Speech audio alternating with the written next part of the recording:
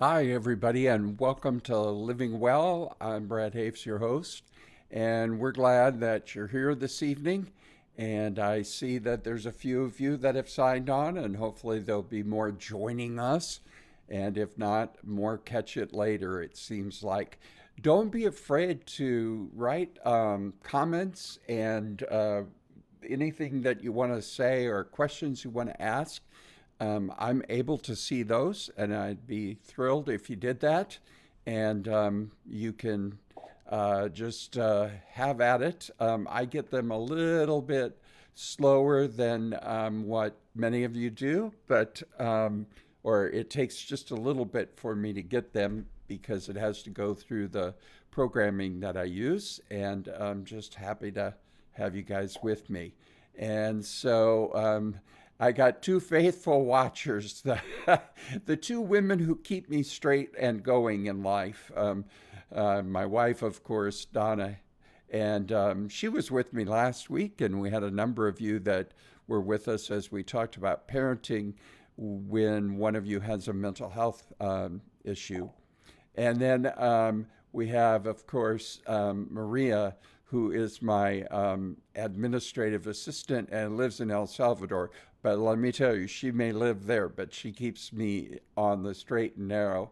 And then we have Rebecca Smith, and glad to have you. I think that's my relative, Rebecca, right? Glad to have you. And anyway, tonight, I want to talk to you about something really practical that many people know, but many people don't do it, especially those of us who have had depression. If you have any little bit of depression or anxiety, many times what happens is we can get into really bad habits with our time. And we don't necessarily do the things that would be really good for us, like getting up and moving and getting some things done and those kinds of things.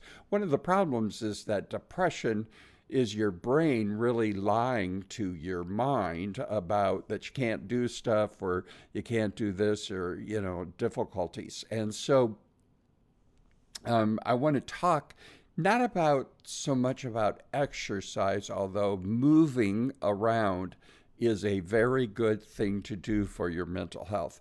Exercise, group activities, those kinds of things are just really good things to do. But in general, I want to tell you first a little story about my my family or my doctor as I found out that I had bipolar disorder, and I went in to see him after I got back from being inpatient treatment. He made me do some really simple. At the time, I thought, oh my gosh, this is just simplistic stuff. And he said that he wanted to get some patterns set down for me that would be there for the rest of my recovery and the rest of my life. And he said they're probably going to be things that you think are too simple or maybe aren't sophisticated enough. But so he started giving them each time we'd meet, he'd add one. And I remember the first one is he just wanted me to go to bed every night at the same time and to turn the TV off in the bedroom at the same time. And he wanted me to just get used to going to bed at the same time, waking up at the same time. And he didn't care if I laid there and couldn't sleep. Although we did turn on the Spanish channel, my daughter and I would do that and play it very quietly so it would distract my brain. But, there were these very simple things, and like, I want you to take your medicine at the same time every day. And I want you to be compliant with it, And then the next week it would be another simple thing. Well, then came the big assignment from him, and I'll never forget this because he really made a big deal out of it. And he said, there's a big one coming, and I want you to build up to it, but you got to have all these other things in place." Now, mind you, I was doing nothing other than working at getting better. So, anyway, I went in and I thought, oh boy, this is going to be the big one. He's going to give me the big assignment now, and this is just going to be whatever. And he said, between now and the next time that we meet, I want you to identify three things that you can do as a hobby that will make you happy and joyful and that you'll find fulfillment in. What? Three hobbies. Three hobbies. You know, I had been working and pastoring a fast growing church. I didn't have hobbies. I didn't have time for hobbies. I didn't hardly have time for myself, much less my family. Hobbies? Okay. All right, whatever. Well, I identified three of them, and he wanted me to work at them. He wanted me to just start doing those hobbies and then see which one, if any of the three, would kind of stick. Pardon me. That would just stick to the wall, so to speak, and be the hobby that really was my lifelong, the rest of my life hobby. Well, you have to understand that um, I thought, okay, everybody golfs. I'm going to try golfing. Well, that did not go very well. I would hit the ball, oh, nine times more, or have to swing nine times more at each hole than anybody else. And by the third hole, I'd be tired and, I'd quit playing and stuff like that. Well, then he said, so we tried golf, and I did tee off once, and I hit the guy that we were golfing with. Well, I hit a tree, and then the ball came back and hit him in the head, and I felt so bad, and I thought, this is not fun. This is not going to be a hobby at all. Now, the second hobby that I tried, and I enjoyed it, but only one part of it really, and that was I decided I would become really good at making white cake. And I really love white cake, and I think it's something about childhood and weddings. I don't know. But anyway, my aunt was a cake decorator, and she gave me her homemade white cake recipe. Well, I worked on it, and I worked on it for quite a while. And I would bake it and try different things. Interestingly enough, I gained about 40 pounds doing that, but I got it perfected, and then I accidentally made some wedding cakes, and oh, I decided that was way too much work. That was not a hobby. It was not fun. Now, I enjoyed eating the cake. Yes, not a problem. That was fun, but I didn't do so well at just uh, anything else. Yes, Drew, this is still live. We are live. And so you can ask any questions you want. So, anyway, I did the baking and I did that. But one hobby that stuck with me, and I still do it today, and I go through periods where I might not do it for a while, but then I do it every day, and that is painting. I love to do abstract art. And I could do realistic stuff. I suppose I could learn how, but that I just want to paint and express myself through art. And I enjoy creating things, not just art, but other things also. And I cannot tell you, for me, that is like being a little boy who goes out on the playground and plays all afternoon. I just enjoy it. It just takes me away to another place. I stop worrying about the things that are my daily things that I might worry about. I find it really fulfilling when I finish one. And, I really painted my way through the pandemic. My wife will tell you we have paintings all over the place. And I've sold a fair amount of paintings. And no, the painting behind me is not one I painted. In fact, that's a green screen behind me, in case you hadn't figured that out. But anyway, um, I just absolutely love it. Now, my art studio that's up on the third floor of our house is one of our small bedrooms, and I put linoleum down and all that kind of stuff. And sure enough, it just is perfect, right? I love it. It's so important. I want to ask you tonight, do you have a hobby? For me, having a hobby, not just one, but it's good to have several, but at least having one thing that you enjoy doing, to me, that's essential for living well. That's essential to our recovery. That's essential to everything. And no, I suppose a hobby could be playing video games. That could be an escape. But I'm talking about something that uses, numerous parts of our brain and helps us maybe physically, helps us, in many different ways. There's a lot of research out there about why hobbies are important for your mental health. And, so often what happens is we just get to with mental health issues, the depression keeps us from doing things we enjoy, and pretty soon we don't even know what we enjoy, and things that used to make us happy don't make us happy. For me, when I was doing this search for hobbies, it took a while. It took a while for stuff to kick in. But after doing some of the things for a while, I started having fun.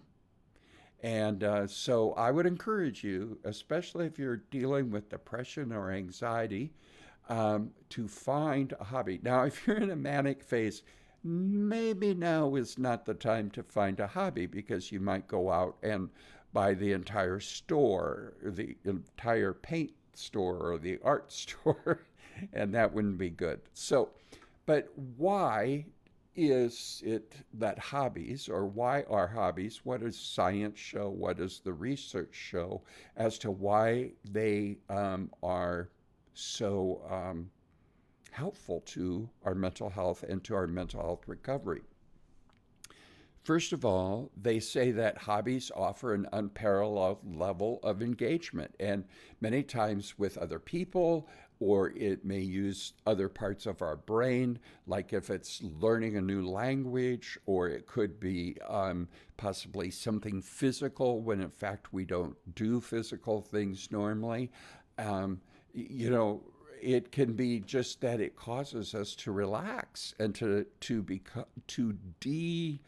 um, wind, or to wind down, or to unwind, and to detox really our thinking and our stinking thinking that gets going around and around and around in our heads.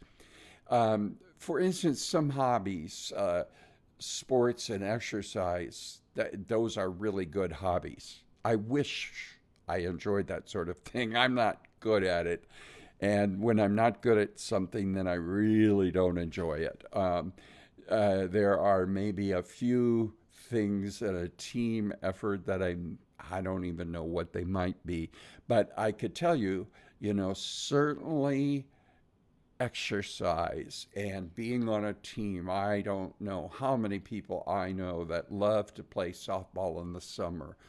And that's so important. And the social interactions that happen when you do something with a group of people is really important. For instance, music can be great, a great hobby. There's one part of having a hobby that one day I'm going to do again, and I used to absolutely love to sing in choir, to sing in a choir, because you're together, you're it just There's social aspects of it, there's the artistic aspects to it, there's the beautiful sound to it, and just the rehearsals and the being together with a group of people that enjoy music would be very therapeutic for me. And one of these days, again, I will sing in a choir because the schedule will permit, time will permit, hopefully. Then, of course, art, especially when you can feel, when you get to use your creativity. Creativity really helps you to think outside the box. Really, anytime you're creating something, you're taking risk. You're seeing if something, I got this idea, let me try that, or let me see if this works. Sometimes it doesn't, sometimes it does, but creativity is really risk taking that, ultimately when it pays off, it's wonderful. Now, another hobby can be reading or journaling, or some people enjoy coloring, the adult color books, gardening, fishing, you know, all kinds of hobbies. Secondly, hobbies reduce our stress because they allow us to do things that take us away from the everyday stressors that we feel. For me, painting and going into my studio, I've read about it, and so I started doing it, that I have certain rituals when I do it. I always play classical music. I put on paint clothes. I don't just pop in and kind of do it different every time. I go in there and it puts me in a different frame of reference or frame of mind. Um, it takes me out of the world I live in um, every day. Yeah, I agree, Maria. Writing is a great hobby. Writing can be wonderful. It can be a fantastic hobby because, especially if you're writing fiction, you can be living in a creative world of creating people and their interactions and the storyline and all that kind of thing. So hobbies reduce our stress. They should take us out of our everyday living and our everyday stressors. Hobbies shouldn't be adding more stress to our lives. Then that's really not a hobby. And sometimes people start hobbies and they become money making things for them, and then suddenly the fun is gone out the window. Not always, but many times. Thirdly, hobbies can improve feelings of anxiety or depression. And just the sense of fulfillment. For instance, for me, when I paint something and somebody else loves it and they want it, that does something for me. It makes me feel like a sense of accomplishment. And so, you know, improving your feelings can make a big difference at lifting your anxiety and lifting your depression. Hobbies can help you rediscover your interests and your strengths. What am I good at? What am I really interested in? And doing that can just boost your confidence. Because mental health issues and challenges really rob us of a lot of confidence and a lot of who we were, especially when we were young, before there was that brokenness or that difficulties or those things that weighed us down. And you go back to thinking more youthful thinking and creativity and the enjoyment of life. So now, one of the things my hobby allows for this in a limited way, but it does allow for it. And some hobbies really allow for it because, like for sports, when you're on a team or whatever, but you can benefit from the power of participation. In my case, I've got some paintings in a gallery. And I've done a few things at that gallery. I go and visit there. I trade out paintings. I meet other artists. And at Christmas time, I went out and hung out with a number of the artists who were there at the studio that night or in the gallery, and people could stop by and meet us. And it was a great participation. And it was a new group of people, different group of people, and people that um, stretched me and grow me, but also people who have they're creative thinkers. So I had a lot in common with them. I kind of felt like these are my people, that kind of thing. And so your social connections go up when you have a hobby. There's a lake here in Omaha where there's a field where people that fly airplanes, I don't know what they're called. Some are gas, some are battery operated, but they fly these, and they have like an airport, a tarmac, and all that. Not a building, and you could sit and watch them. And it's a hobby for them. And some of these guys are like third generation and they're raising their own children to do it. I've sat and watched them, and it's great fun to see and to see people enjoying something like that. Plus, they're out there, they're outside, they're interacting with other people, and when something goes wrong with their plane, somebody else might help them fix it or whatever. And I was talking to one of the guys a day not long ago, and he said, "You really?" I said, "I always wanted to do this with my kid." And he said, "Well, you can do it. You don't have to have a kid to do it." And I'm like, "Yeah, but my kid would have known how to fix it if it broke. And I wouldn't know how to do that. I'd probably do well at flying it and wrecking it and then having to fix it, get it fixed or whatever. So that might not be the best hobby for me. But hobbies increase your social connections, and they teach you how to deal with setbacks and challenges in a healthy way, not in a life crippling way, but in a healthy way. And they will improve your sleep. When I have painted during the daytime, I always sleep better at night. And it's interesting. Before I go to bed, I stop in and look at what I did.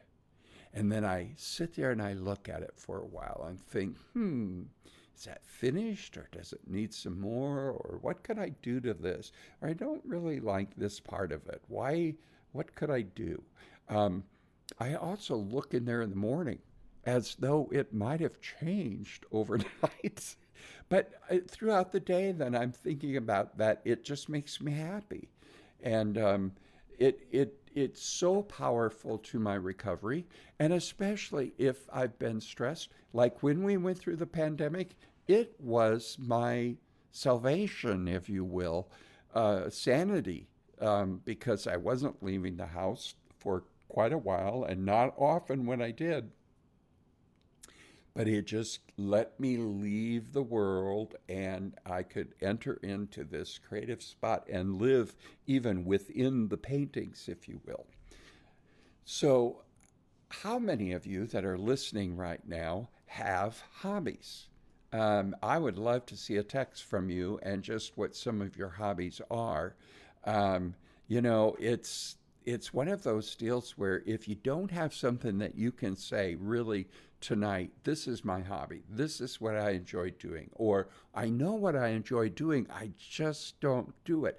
I want to encourage you to start doing it. If you, for instance, if you're a woman who or well, it could be a guy too. I don't mean to be so sexist, but if you enjoy sewing or creating clothing or drawing or, and you don't have to be good at a hobby. You just have to enjoy it, right? Um, I'd like to think I'm good at my hobby, but even if I'm not, who cares? I'm not doing my hobby for anybody else. Like my wife loves to garden. It's not something I would enjoy, But she loves to grow things, and that's really important for her to do. And a couple of years ago, I bought her for her birthday or Mother's Day, maybe it was both, a thing that allows her to plant by, she can stand up and it's in buckets. Uh, you put the dirt in the buckets, so it's a bucket garden. And yeah, my wife is on tonight, and she said yes, she likes to garden, swim, walking, kayaking, and puzzles. And just recently she joined a gym, and I know that she's enjoying that a lot. And so, yeah, and Perry, who's a friend of mine, he says that he enjoys research. Now you have to know Perry, and the rest of us, like if I had to read research daily, it would, I couldn't do it. I'd be having to go to another type of 12-step program after that. But Perry likes to read research. He just loves that kind of stuff. So that would make perfect sense. Maria says that she likes puzzles, and that's good. And Rebecca says that she likes to color in adult coloring books. I know a number of people who really like that. And, some of those coloring books are really intricate, But yeah, they say, for instance, people with anxiety do well with, and this isn't connected to Rebecca or anything, it just is dawning on me that people who have anxiety, especially, do well to do repetitive things where they have to count, like crocheting or knitting, and that helps people really get outside of the anxiety. And hey, I got a cousin on tonight. Clayton says he likes to golf. Yep, I know that. And crosswords, working out, reading, singing. Yeah. For me, Clayton, if I could sing in a choir again, just a choir, I don't want to sing in a real fancy choir or anything, or, but to just that being on a sports team musically is about as close as I've ever gotten to playing a sport, but it just is so fun. Like, I've been in plays. That's a great hobby, too. I love that kind of hobby. I could have great fun doing that. I haven't had time to do it or anything like that. Ah, yeah, Rebecca says that the coloring helps her autism. I can see how that would. Yep, I would think anything creative like that helps the autism. Uh, that's great. Yeah, good for you, Rebecca, and really good for you to understand that and know it. Okay, so I've heard some of your hobbies. Some of you that are going to watch this later, or maybe you're even on now with us and haven't said what your hobby is because you don't necessarily have one, and maybe you feel like you don't have time to have one. Let me tell you something. The truth is, I think you don't have time not to have one. To not have one is to not be enjoying life in many respects. Life is not all about work and, um, you know, work and taking care of the kids and work and running around and being busy all the time. Sometimes you got to slow down and do the hobby, and enjoy doing the hobby. So, anyway, next week, Sam will be here. I'm going to be on a trip with my family, and our granddaughter is going to be dancing in some national competition in South Carolina.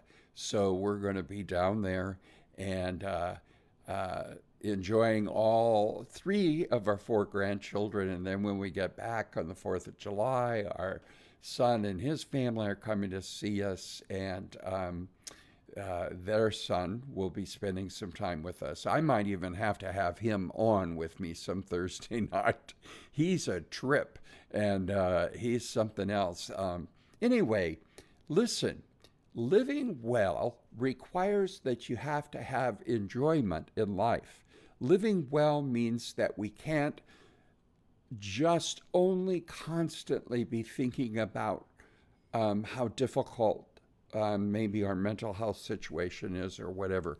But it means that we got to kind of pull ourselves out of the muck and mire and do something fun.